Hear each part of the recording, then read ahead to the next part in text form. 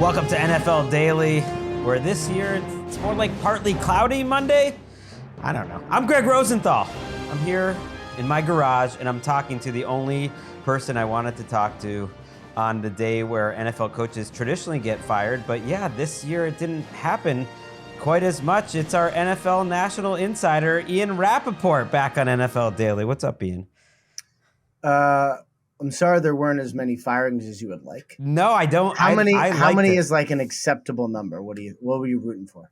I think it's great. I was going to ask you off the top. Now, Gerard Mayo happened Sunday night. Yeah. We had a couple in the season. And so it was just one head coach, Doug Pederson, that lost his job today. Before I kind of go through a couple different situations, just ask you your opinion. Do you think there is any league-wide reason maybe for a little more continuity this year than most? Yeah, I sort of do. So I think a couple reasons. One, I think owners, they've always hated dead money, right? Like dead money for players is something we talk about a lot, but dead money for coaches is, significant. And there was a time when, it was a big topic at the owners' meetings, like in the room with owners, of just like how much dead money they are paying. And like, is that really worth it? Is that really the best way? Is that really the best way to do it? And when you fire a coach and then maybe you fire another coach, there's a lot of dead money. And like if you're, the Raiders, who as of right now, they have Antonio Pierce, seems like he's set to come back. That's what he sounds like. We haven't had that confirmed. That's what he sounds like. But, they're still paying Dave Ziegler and Josh McDaniels. If you're the Raiders, then you fire him, then it's like you have two staffs you're firing, plus it's a lot of money. And so I think sort of that awakening or whatever for owners to be like, how much in dead money are we paying, probably affected some things. And then there are always trends, right? Like this year, there were a couple first-time head coaches that really struggled, right? Brian Callahan, Gerard Mayo. There's always some. Obviously, Jets fired Robert Saleh. He was a first-time head coach. It feels like the trend is shifting more toward veteran coaches. Like that's a trend, and that basically is sort of what tends to happen. But I also feel like we're shifting toward patience. Like the Giants exhibited patience because there's been so much flux over the last couple of years. I think owners are like, let's just try to be patient, and maybe that works this time, which I am for patience. I think there should be more of it. So maybe that's where we're going. You just want a calm Monday, which I don't blame you. I do want a calm Monday. I do. And I definitely root for my own. I definitely root for my own self-interest. But I also think that like I think about this with coaches and quarterbacks, right? Like you can look across the league at the quarterbacks who we knew for sure sucked, who are now starting for playoff teams, right? Like from Sam Darnold to Baker Mayfield. There's Jordan Love. I think everyone watched the COVID start and we're like, that guy sucks. And he's really, really good. Sometimes when you wait or you surround people with the right things, they become good.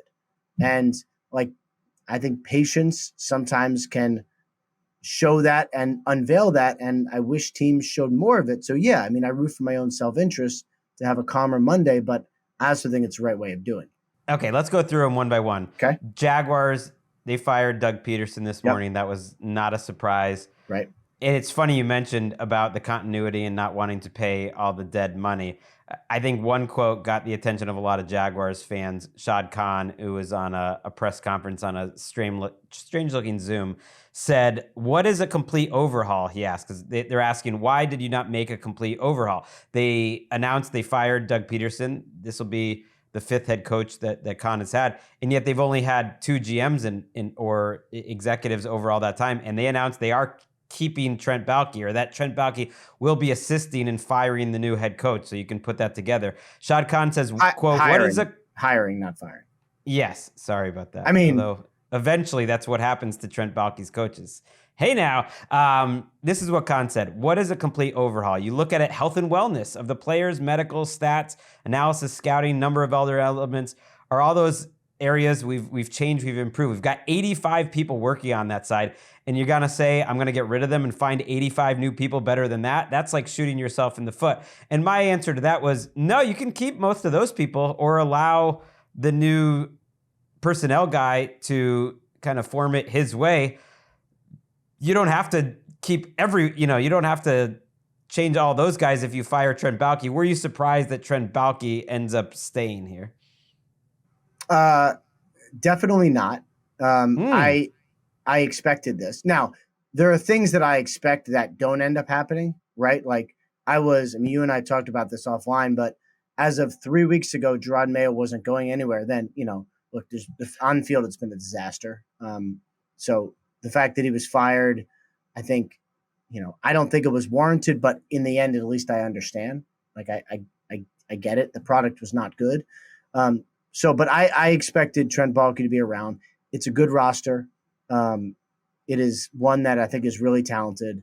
And, Trent Baalke has shown the ability to stick around, to stick around and to maintain, his status, to be in charge. And to me, look, if this coaching staff isn't good enough, right? If this coaching staff is one that doesn't take advantage of the talent they have, then they should probably move on and keep the people who put a really talented group of players. Like, this is what Shad Khan is essentially for, is to make these kind of decisions.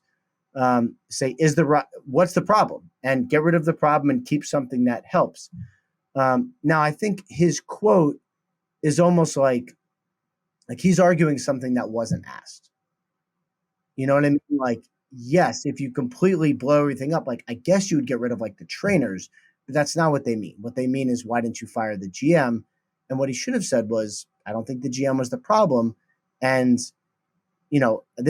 the Trent Baalke situation has garnered a lot of discussion around the league.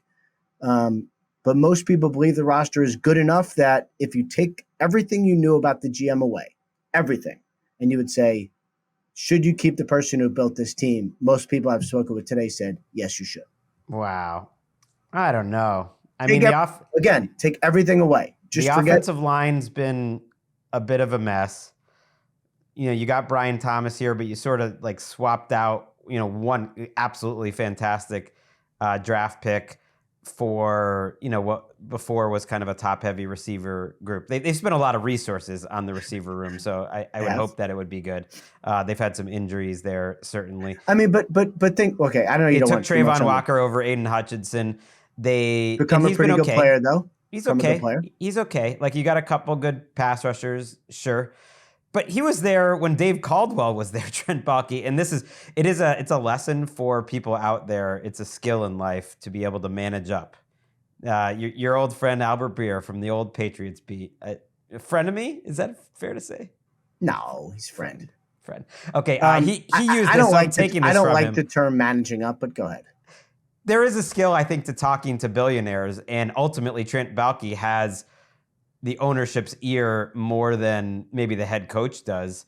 And that's the case for a lot of general managers and personnel people or executive vice presidents. And he's convinced them that it's a great roster. I don't know if I'm that convinced about that. And our friend John Shipley, who was on this podcast before the season, he writes for Sports Illustrated.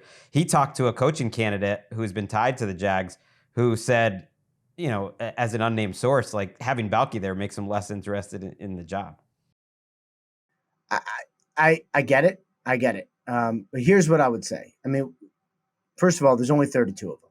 So, there was a time when Byron Leftwich was a hot head coaching candidate, and I don't know if he, quote unquote, turned down the Jaguars, but definitely made it known that he was not interested in proceeding and going further.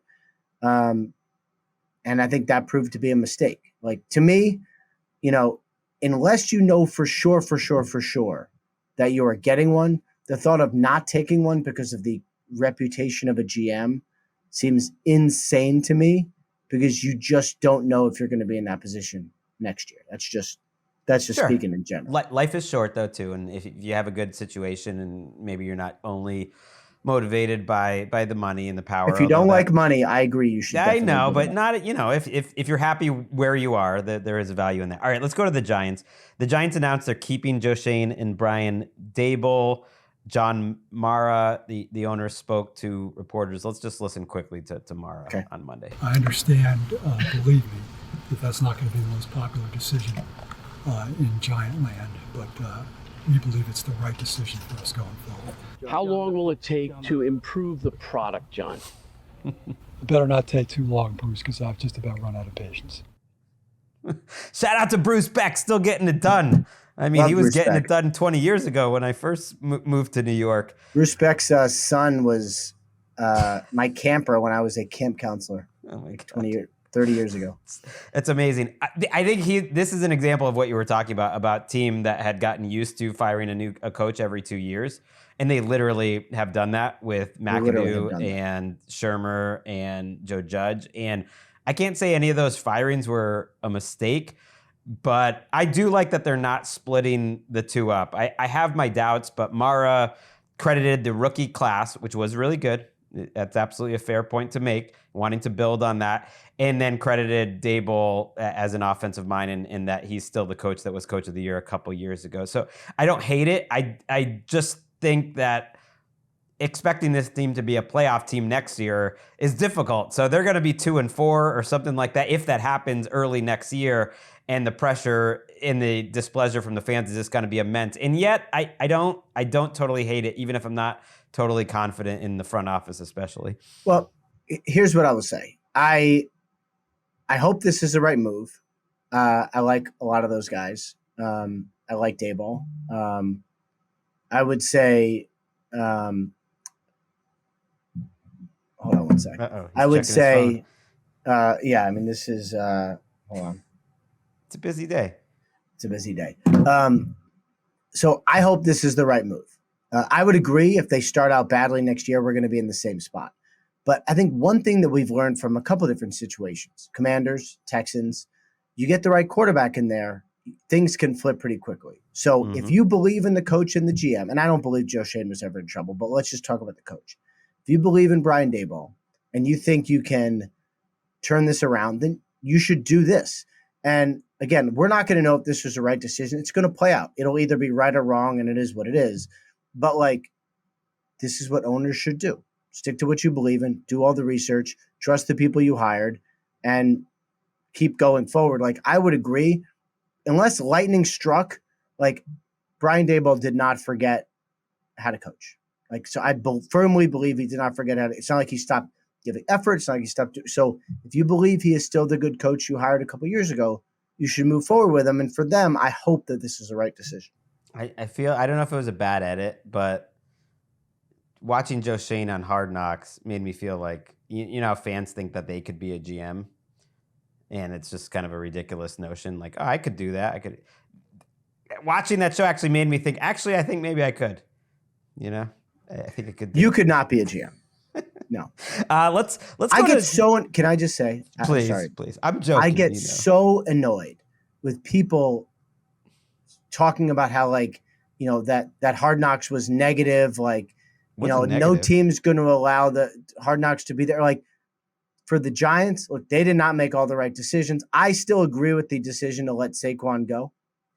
I mean, I do not think he'd be the NFL rushing leader if he was on the Giants. And I think that, for where they were investing in the offensive line with money being finite was a better choice. I have no idea if I'm right or wrong, but they had the opportunity to explain their decisions to all of their fans. For better or worse, I think that was a good thing. Anyway, go ahead. Although they spent, the same amount of money on John Runyon and Devin Singletary as Saquon Barkley, and it's just there's sometimes it's more than you're right. They would still be a bad team, and for the sake of the NFL, I'm really glad Saquon Barkley left. I think the picks that I would also wonder. Yeah, and I'll never know the answer to this. If they match the offer, does he really stay? I will never find out the answer to that.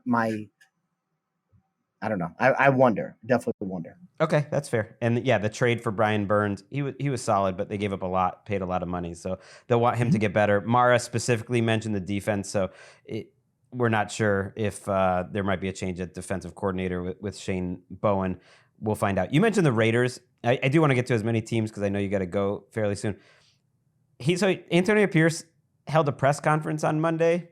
Mm-hmm. We've seen this enough that doesn't necessarily mean he's staying. He had an interesting press conference. I watched some of it. He said he regrets not trusting his gut more often in his second year. Yeah. Said he regrets his quarterback decision. Yeah. Basically, he wishes he started Aiden O'Connell from the beginning. Do you think he ultimately will be back? Because I'm watching that and I'm thinking, this is weird. And Mark Davis is unpredictable and Tom Brady's in the mix now. And it just wouldn't surprise me if next Tuesday or pick a random day, Ian Rapoport's on NFL Network and there is a change. It's just up in the air, I feel like, too, even though he had that press conference. Well, like anything else, until you get the official, word from Mark Davis or the organization or whatever, like it's always up in the air. That's just, teams sort of feel compelled now to announce or to have, the Titans had a press conference and basically announced a press conference. And that was sort of the signal. That was a signal that Giants didn't make a press release. So did the Dolphins. So did the Colts. Right. Actually, you're right. It's kind of a new thing that we're which is good. Releasing statements that wrap it all up in a bow. I think it's a good thing. A couple things about Antonio Pierce. The vibe I get, and I am no expert, but the vibe I get is early Dan Campbell. Like they were so bad. They were 1-7. Like this guy sounds crazy.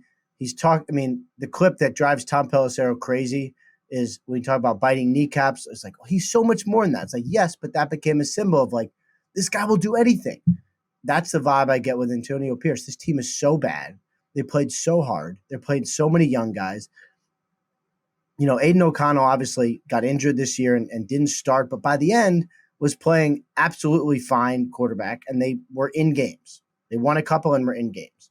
So, like, to me, as someone who likes people sticking with people, that is enough to where I would say I would like to see more. I would agree with you. We haven't heard the last of this because we haven't heard firmly and finally. They played so many young guys, and they're so bad that I think if they just take a little more time, they could actually be pretty good. I agree. I think they played hard. It was a credit to him all season. It's not a good roster. They were kind of the most, they might right now, along with the Titans, but the Titans have the number 1 overall pick, be kind of the most forgettable team in the entire NFL, which is not a place you want to be, especially if you're a Raider. The Raiders? I just mean, like, they're the Raiders, so they matter, but just watching the product every week and the players. Oh, you mean like who actually they are? Yeah, just it's kind of a boring team. At least the Patriots, they have a young quarterback. There's different franchises have something. They don't have much going on there. I don't know. We'll see. Maybe he doesn't want to be paying 5 different staffs in Las Vegas either. Miami is one of those teams we talked about that did release a statement. Chris Greer is going to be back. Some people were hoping maybe they would split the coach and the GM, and maybe Greer, who has been there forever, would lose his job, but it's not going to happen. On top of that, Tyreek Hill changes his Twitter profile on Monday after having some statements about maybe exploring his options this offseason after the game. We talked about that a little on Sunday night's show, but then on Monday, he made his Twitter profile, his face poorly photoshopped onto Antonio Brown's body when Antonio Brown ran off the field in Tampa and was like, I'm out. I don't know. Give me what you got on the Dolphins, because I agree patience kind of makes sense, although the Chris Greer has been there for forever. And it's going to be a big year for him and Mike McDaniel. And kind of where do you think the Tyreek Hill will go?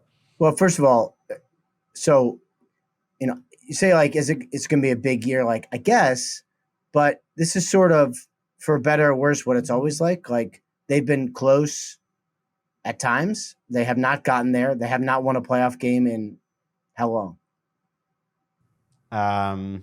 They were in it, 7 years ago, 5 years ago? It's been a long time. It's been over 20 years, something insane. That's a long time. And so, like, their team is okay.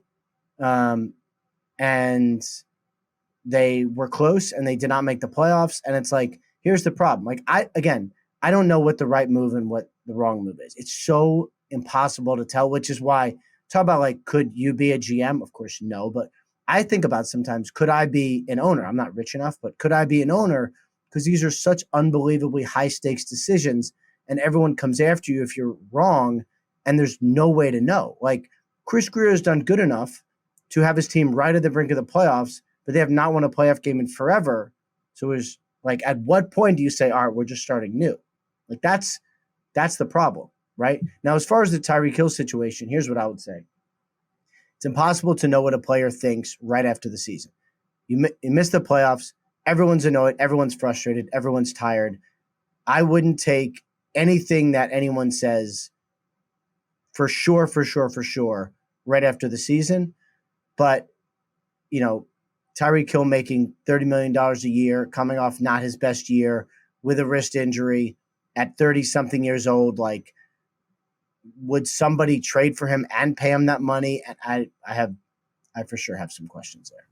Yeah, I don't think they would give up much, but even before this happened, I think it was a natural time to wonder if there was going to be a divorce. That it was a lot of ups and downs this year, and he didn't play well. So I kind of expected him to. I think if they would just take anything just to salary dump him potentially if another team was into him, although he just signed a new contract. Just signed a new contract. Right. So it makes it a little more complicated. Before, we had a bunch of coordinators that did lose their jobs, but I did want to get your opinion, and we haven't talked about this offline or anything, so I don't know what you think about it.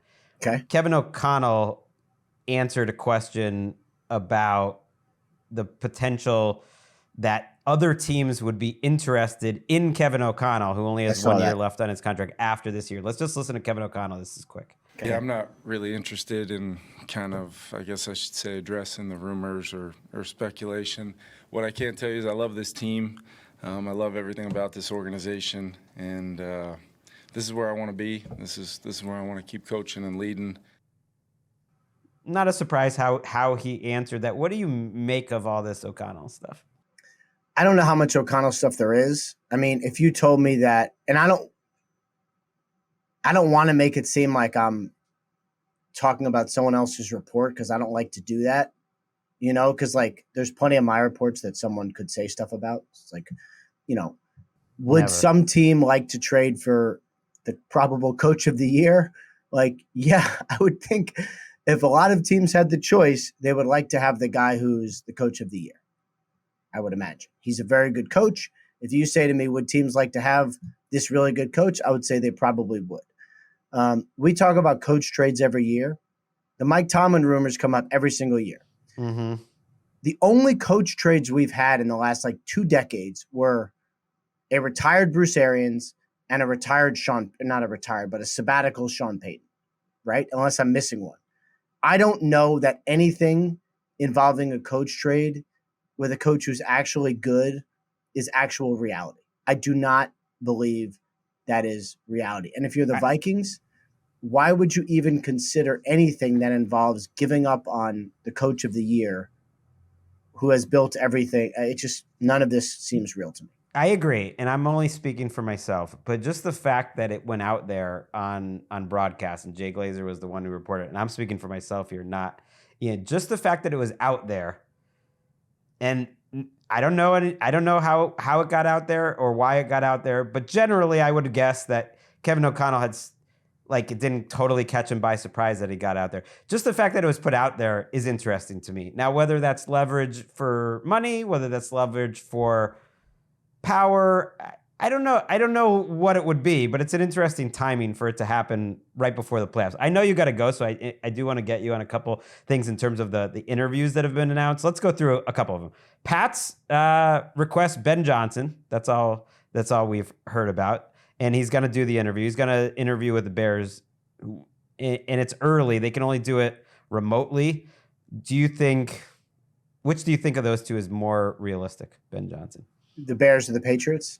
Yeah. I would say if I were Ben Johnson and you said to me, could you have the number 1 quarterback or the number 3 overall quarterback? Clear what he wants. I mean, I would Patriots are for sure not perfect now, and the Bears are for sure not perfect. But both of them have quarterbacks that I think he could work with. So I would say that focus for Ben Johnson seems pretty clear to me. Yeah, and there were What other would you reports ask? Which is more likely? Is that what you yeah, asked? which is more likely, realistic? I mean, I think like a lot of people that Mike Vrabel is for sure the front runner in New England. So to me, the Bears is probably more realistic for Ben Johnson. Okay. And yeah, they asked Robert Kraft on Monday specifically about Mike Vrabel, and he didn't really answer the question, which is fine. It's at this point in the process. The Bears also have Aaron Glenn, Anthony Weaver, Drew Petzig, and Mike Kafka on their interview list. I'm just going to read off the interview list that's been reported for the Jets. This is a wild group.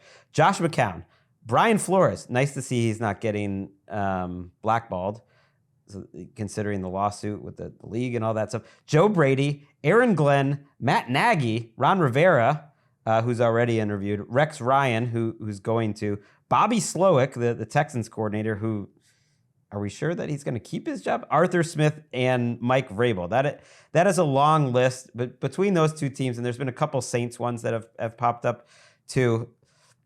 I guess I would just ask, like, which names catch your eye? What do you think's an interesting match? Is there any like semi-leaders in the clubhouse that maybe have a better chance than other guys that have been mentioned?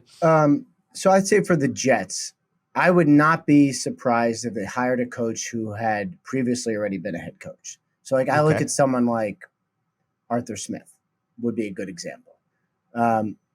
Did not treat the quarterback position properly in Atlanta, led to really what they're in now. I mean, thought he was going to make it happen with Desmond Ridder while building a strong team around him. It did not happen. They were close, but it did not happen. He is really smart. He is very good at offense.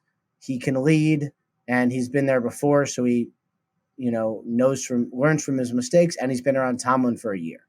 Like, that's the kind of hire to me that for the Jets, which is a really, really challenging job. Like, that's the kind of hire to me that would make some sense. So I don't know what the Jets are going to do, but if you told me they hired a veteran head coach or a former head coach, I would say that probably makes some sense to me. How about the report, and Jane Slater has it at NFL Network, that the Bears have requested to talk to Mike McCarthy? I mean, that makes sense. I would expect McCarthy to get a couple of requests. I mean, why? Like, won a Super Bowl, took a team to the playoffs many years in a row. Like, I think Cowboys going to let it happen. I mean, certainly have some questions. What do you think? Where do you think that goes? Because the Cowboys is just open ended. Like his contract is over. Obviously, he's going to have to figure that out first. Jerry Jones didn't sound on Sunday night like he was in a particular hurry, but they're not. Like the Bears they is going to be in a hurry. Well, but then he has to answer this request essentially, that he has to let Mike McCarthy not do until this interview or not, doesn't he? 8 days from now. Okay. Like I do not think anyone will bully Jerry Jones into accepting an interview request. So I do not get the sense that they're in any hurry at all. I mean, they have 8 days. So it's interesting you say the former coach thing in New York, because of all those former coaches, Vrabel makes some sense to me with the Jets if he wanted that job. We'll see. Arthur Smith, I'm not too convinced he brings much of a schematic advantage. Rex Ryan. Don't think about it schematic advantage. I'm sorry. Right. Don't okay. think about it Matt Nagy was another one there. Of all those guys. Nagy is interesting to me too, though, because like, look, Mitch, they made the playoffs, right? Mm-hmm. 2 years, I think, right? 2 out of 4. Is that right? Did they? I think they did. Yeah, because he got the MVP one year, and the other one they had the double doink. I don't know if you remember that Nickelodeon MVP that Trubisky won, but it was obviously a classic I remember moment. That. But so Nagy's a really good example. Mitch Trubisky is, I think, at very most a backup. Nagy had us thinking he could be a starter or like a really viable starter in the NFL, right? Did not end well, and I think by the end, Nagy certainly lost himself, play calling wise and leadership wise. Like, did not end well, right? For any of them. I would be really curious to see what happened now that he's been back with Andy Reid. What happens when he gets a second chance? Like, I that to me is interesting, right? I was gonna say, of all those guys, hell, I almost would want to see McCarthy there with the Jets, but I don't think he's. I have not heard McCarthy with the Jets. Yeah, That's true. Yeah, that has not been reported at all. I'll let you go, Ian. I know you got 17 more hours of television to do. I have 26 text messages that I missed. That's amazing. I mean, you wouldn't put it this way, but I'm gonna go ahead and say that's love. That's how you show love. Something. Is ignoring text messages. Certainly something. It's my love language, as they say. Did you happen to see, while we were talking to Jerry Jones, Jerry Jones on that Billy Bob Thornton show clip that has been going around? Treat yourself. Just do it. Jerry I couldn't Jones possibly know what you mean by that. Go to Mina Kimes' Twitter page, and she retweeted it today. He is on the new Billy Bob Thornton show with John Hamm, where he plays an oil man, and he's got like a 2-minute scene with Billy Bob Thornton and John Hamm, and Jerry Jones acts his ass off, and you might even be moved. And I just finished. People love the show. Yellowstone. Landman. I'm going through it right now. It's the same creator created this show. Is it actually? Yeah, it really is. There you go. Ian Rapoport. He does it all. Thank you, Ian. Thanks, man.